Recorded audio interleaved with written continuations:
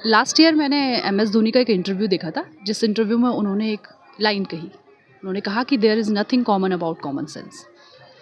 बात बहुत आसान है, जिसका मतलब ये निकलता है कि जो सामान्य बातें हमें सामान्य लगती हैं वो एक्चुअल में उतनी सामान्य होती नहीं है।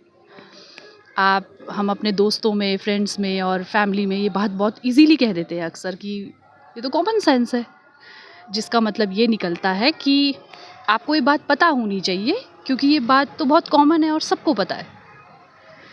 बट जब मैंने इसके बारे में पढ़ा तो पता चला कि एक फ्रेंच फिलॉसफी में एक ये लाइन कही गई है और जब ये लाइन जो लिखी गई है वो इंसान के ह्यूमन बिहेवियर के ऊपर लिखी गई है। इसका कोई लॉजिक नहीं है। जब हम किसी को ये कहते हैं तो वो इंसान उस बात को लॉजिक के बेस पर नहीं कह रहा है कि आपको ये बात पता होनी चाहिए। ये उसकी फीलिंग्स है, ये ऐसा उसको लगता है कि आपको ये बात पता होनी चाहिए, जबकि एक्चुअल में ऐसा होता नहीं है। आप इस चीज़ को इस तरीके से समझिए कि हर इंसान के बड़े होने पे उसका कल्चर अलग है, उसके बिहेवियर, उसने जो आसपास देखा है वो अलग है। वो एक डिफरेंट माहौल में पला बड़ा है, उसके लिए उसकी प्रायोरिटीज़ कुछ और रही होंगी और आपकी कुछ और है।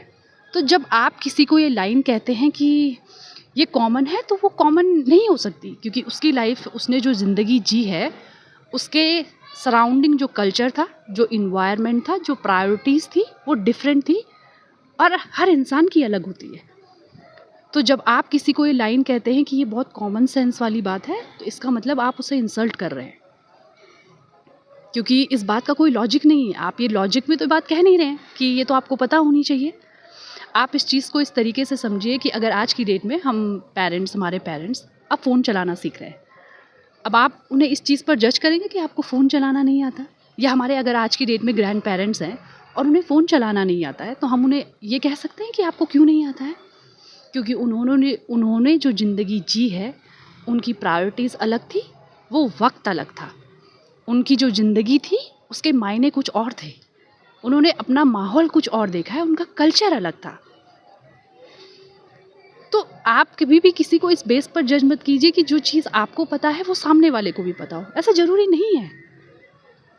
तो मैं बस ये कहना चाहती हूँ कि आइंदा जब कभी आप किसी को ये बात कहें तो प्लीज़ एक बार सोचिएगा ज़रूर, because there is nothing common about common sense.